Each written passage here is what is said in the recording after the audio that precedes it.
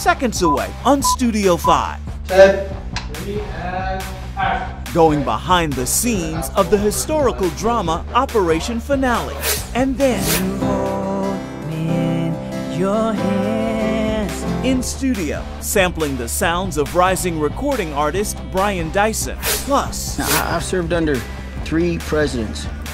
Never known who my next boss is going to be. a look ahead to the new season of SEAL Team. All in Studio 5 now.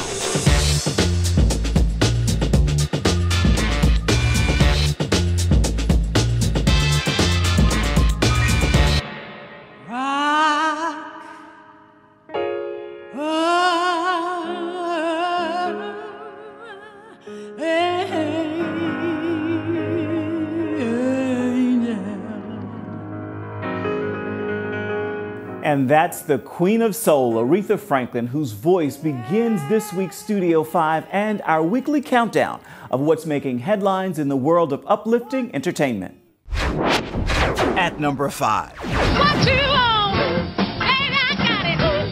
What you need, you know I got it. Tributes pour in remembering Aretha Franklin. Hailed as the Queen of Soul, she's one of the greatest singers of all time. My dad had to push me to sing, though. I really didn't want to sing. I run for the bus team.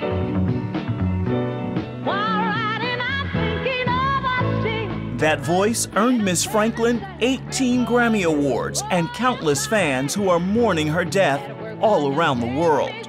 Public viewings are scheduled for August 28th and 29th. Her private funeral is August 31st in her hometown, Detroit.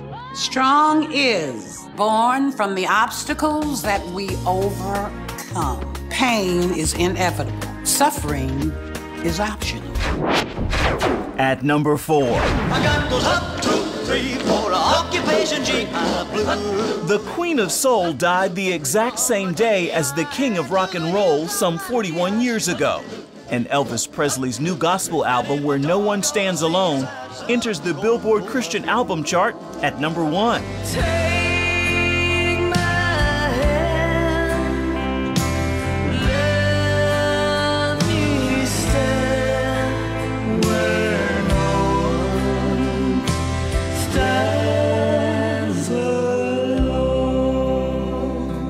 It's a first for the legendary artist whose daughter joins him on the project. At that young age, could you feel or sense there was something different about those songs when he sang them? Definitely. I feel that, yeah, there was something that was just so, it was probably comforting to him. I'm guessing because it was something that he did very, very often. You wouldn't necessarily hear him breaking out in, like, you know, any other songs like Suspicious Minds or Trouble, but he definitely would be, those are what, you could tell that's what moved him the most, for sure. And that begins the countdown and brings us to what's new at the box office this week. This story follows Jewish Nazi hunters set out to find and capture a former SS officer. Based on a true story, here's your Studio 5 first look at Operation Finale. Split off. Straight out. That's filmmaker Christopher Weitz at work directing Operation Finale. It's a real-life historical drama shot in Argentina. We have our guy, Adolf Eichmann. Let's go. This is a country full of ex-Nazis. They're all over the city. Start the engine.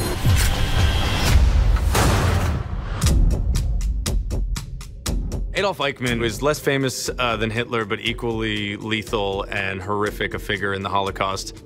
I'm offering you a fair trial. You want me to stand trial in place of an entire regime? Eichmann used to say, I was a small cog in the machine, but actually he was the machine. He was a very ambitious, manipulative person, and the extent of his crimes are not covered just by someone who followed orders. What compels me to play Adolf Eichmann is the true story of the capturing of a monster and honoring all that monster's victims. Eichmann, the architect of the Holocaust, has been found. A call comes into the Mossad that he is in Argentina. A group is assembled to go to Buenos Aires. I played Peter Malkin, who wrote a book called Eichmann in My Hands. If it is him, we need an elite crew. I'm not joining your hit squad. I play Rafi Eitan, who is a Mossad agent and organized the team of people who went to extract Eichmann. Is this about the Astapalia thing? Because to be honest, I've read maybe 70% of the briefing. No, it is not. Okay, good, because it's more like 30%. Finale.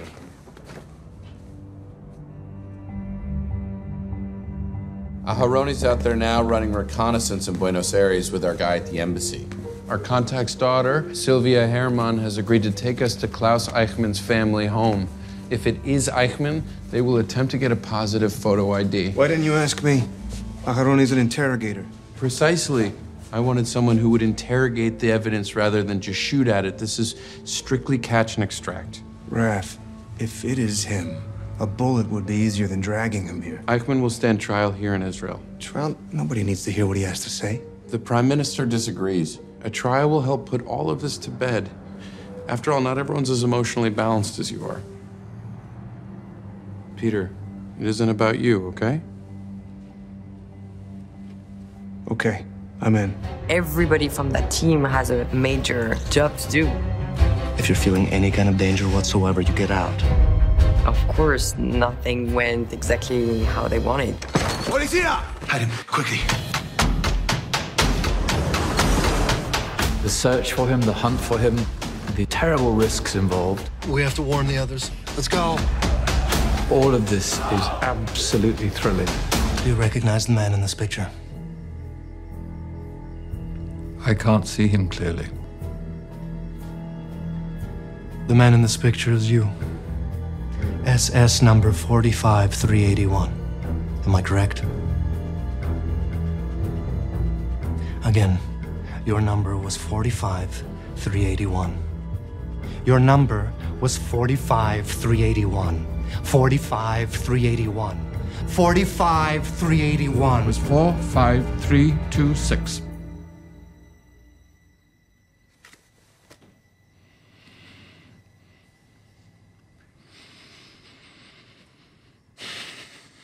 Enough, I accept my fate.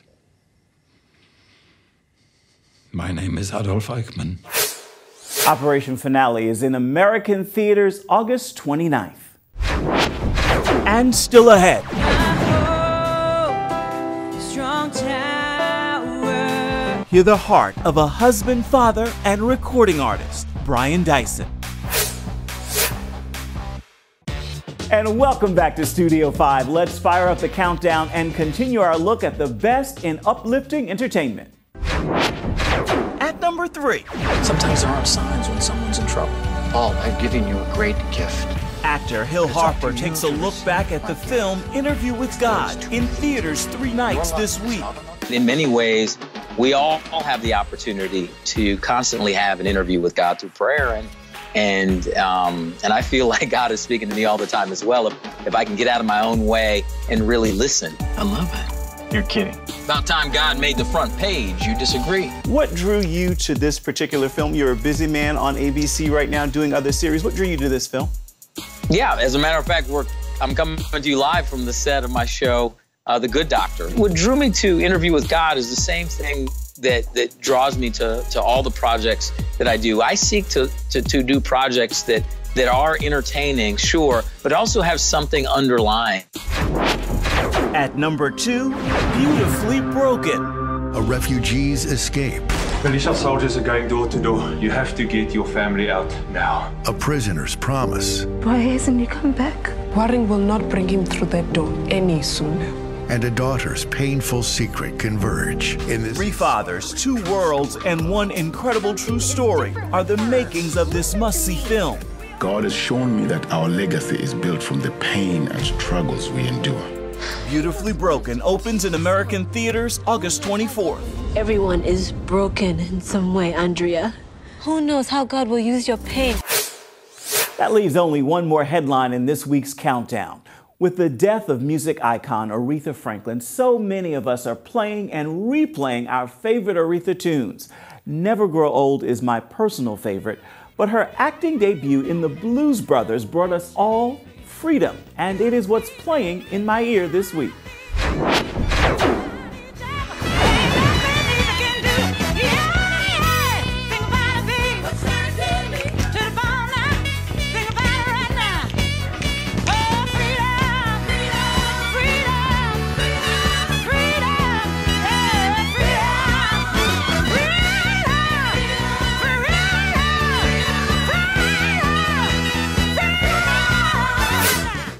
A very familiar tune, but we also have new music and a new voice in the recording world this week, and it comes with a much-needed message. We're sitting down with Brian Dyson to show you why he's this week's one to watch. Hope in the valley. We are here in Studio 5 with Brian Dyson, your new album. It's called Charade. So what inspired this project? 2017 in May. This has only happened to me twice where I just felt like the Holy Spirit spoke pretty clearly to me. Not audibly, but really clearly. It was just, and he just told me, he's like, you need to do this EP. And I've been thinking about it for a while, like a little worship EP and stuff, because I've been writing for 10 years or so. But I just felt like he was impressing on me to do it. The shadows rest through the night. So what's your prayer for this album? That people would just be able to encounter God in a fresh way and realize that you don't have to have everything together, you don't have to be perfect, you don't have to be polished, you just got to come just as you are. Jesus, my strength.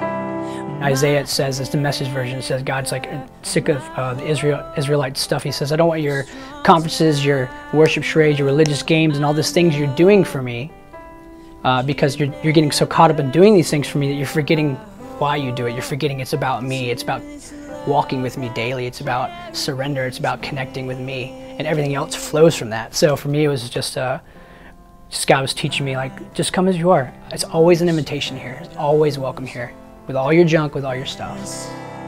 Through the night. So as a worship leader with a new worship album, what does worship mean to you? It's just being real. It's just, God, whatever you want to do today, I want to be a part of that. Whatever your purpose is today, I want to be a part of that. And then I pray that whatever I put my hands to, that at my job right now, that when I put my hands to it, I'm doing the best of my ability that I can, and I'm growing, and I'm trying to get better and honor Him. Strong tower, I know. What's your message for churches today? People are looking for authenticity and looking for leaders who are going to keep it real. Because at the end of the day, we're all in the same boat, right? We're all sinners and we all need Jesus. It's that simple. We feel like we have to have it all together, and the truth is, like I was saying about charades, we don't. Like, we're constantly in need of God. It's okay to struggle, and it's okay to not have a perfect life or not look the part, but and be honest about it.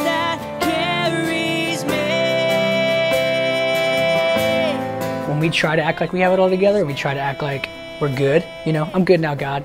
We lose our dependency on Him, but we also, I feel like we rob Him of His glory. When we're trying to do it on our own, we're saying, God, we're good without you. Man, to be honest, to be truthful, God can work with that, That's all He requires, is just honesty, right? He just requires us to come just as we are in honesty, and He does the rest.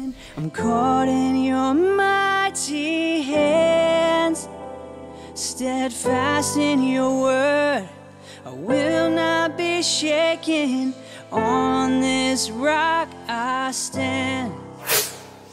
You want to hear more? Well, the good news is Brian's music is available right now.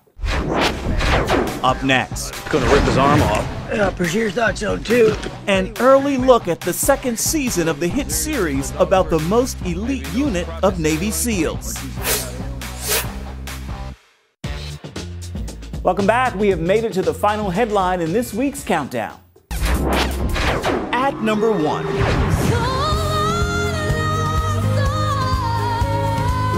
New music from Ariana Grande.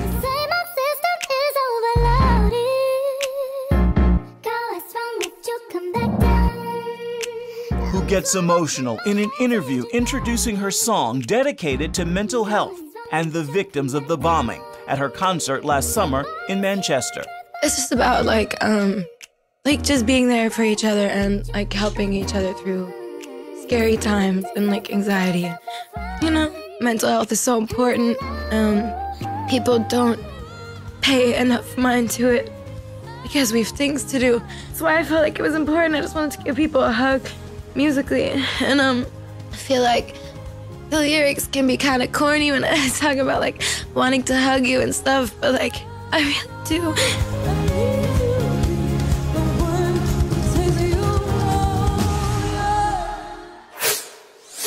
The film Running for Grace shines a powerful spotlight on the importance of adoption. At the center of the story is an orphan whose physical speed allows him to deliver medicine to poor coffee pickers in the mountains of Hawaii. But then he falls in love with the daughter of the plantation's owner. It's in theaters right now. Just gonna have you come to this place here. Right. He's gonna be really yelling at you. And action card! That's filmmaker David Cunningham at work on the film Running for Grace. It's set in Hawaii in the 1920s. During that time, there was laws about racial integrity where it was actually illegal to adopt children of mixed ethnicities. Joe is half Caucasian, half Japanese, and rejected by both communities. A new doctor comes to town, played by Matt Dillon, and takes the boy under his wing. What's with that kid? He just showed up out of nowhere. Where's your parents? All right, kid, come on. You can live with me. I'm the new doctor for the plantation. If any of you are sick or get hurt, you just see Joe, and he'll come get me. When I read the script, I said right away, this is really good because this is very specific and very authentic and very real. You know, the coffee fields, the plantation, the prejudices in society at that time. You know, Joe, you seem pretty smitten with the big man's pretty daughter. I need your help. I got another one like this.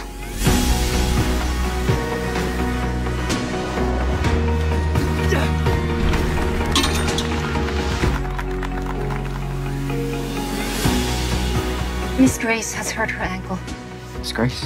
Let's just show him that you're a qualified assistant. Cunningham isn't just a filmmaker. He comes from generations of missionaries on both sides of his family. This particular film is all about the power of adoption.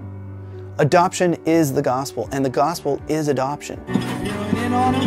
Jim Caviezel also stars in this powerful story. I think it's a film that will really resonate with the people, has great redemption to it. I have been trying to adopt this kid. I believe this young man has the makings of a physician. Perhaps you'd like to be on a winning team. The distinguished doctor has taken an interest in you, my dear. A miracle. Selling your only daughter off as a miracle? I wouldn't give up if I were you. You're meant to be with Grace. We turn now from the big screen to the small screen. Season 1 of the CBS series SEAL Team is now available on DVD. And it is time for the second season of the storyline that follows the most elite unit of Navy SEALs who are deployed on clandestine missions around the world. Take a look. Everybody decent? Oh, when did you become so delicate, huh? The agency keeps sending HR memos warning us not to make our operators feel objectified. What happens if we ask real nice? Oh, okay. So, did Padir say anything before you guys handed him over to the MPs? I think his loose translation was... Oh, you know, he wasn't too chatty, that's for sure. Yeah, in fairness, we did kick at his door at 2 in the morning, schwack his bodyguards, and stick a dog on him, so... In fairness. All right. And joining us now is AJ Buckley, one of the stars of SEAL Team. Thank you so much for being here. I've heard you call this a dream role. Why is that? Yeah, it's a dream role by far.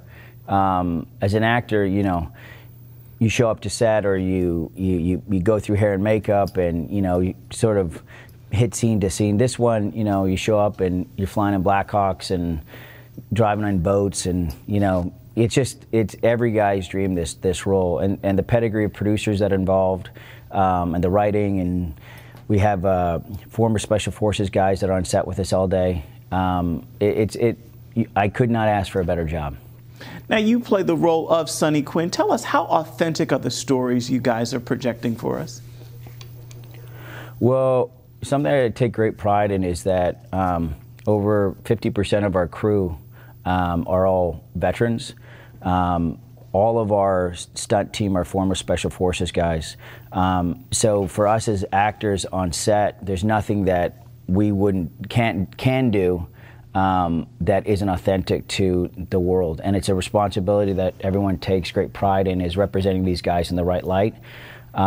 So in that case, it's just you know, if there's a director on set that's doing something wrong, the Special Forces guys can step in and say that this is how we would do it. So it's just something I'm really proud of. What can people look forward to with season 2? Season 1 in the books, available on DVD now. What can we see in season 2? Season 2 starts off really heavy-handed in the drama department. We are back from deployment, and it sort of delves into the adjustment that these men and women have to make when they have to adjust to a civilian life, and how hard that can be with their PTSD, with their family, just doing the regular day-to-day stuff and coming off the battlefield and shifting gears. And it's really, explores how hard it can be for these men and women. What lessons have you taken from this role? You're embarking on season 2, having done season 1. What lessons are you personally taking from this? Just how grateful I am for the men and women that serve this country, how hard it is. I'm just an actor portraying somebody that has done something extraordinary, and I'm very grateful to get to work with these guys every single day. But yeah, I'm incredibly grateful for what these guys have done. I am as well, and I've had an opportunity to talk to many veterans. What have they taught you? What have you taken away? Because I know you engage and interact with some real-life members of the military. What have you learned?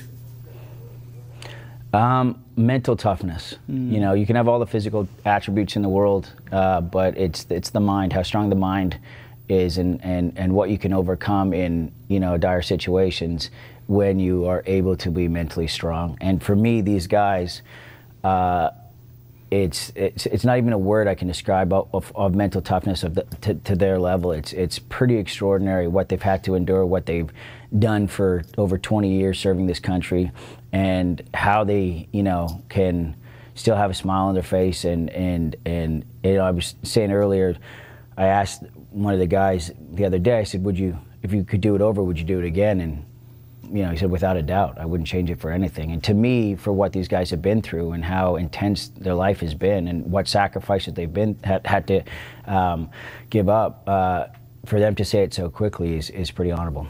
Well, we're very excited about season 2. Thank you, A.J. Buckley. You star as Sonny Quinn on SEAL Team. We appreciate your time. Thank you so much. And still to come. Not want a relationship. He made a splash competing on America's Next Top Model. This is my future wife. And acting here in the OWN series, If Loving You Is Wrong. Now Denzel Wells is in Studio 5. Welcome back to the show. When words fail, pictures don't. Here's this week's Studio 5 Snapshot. Let me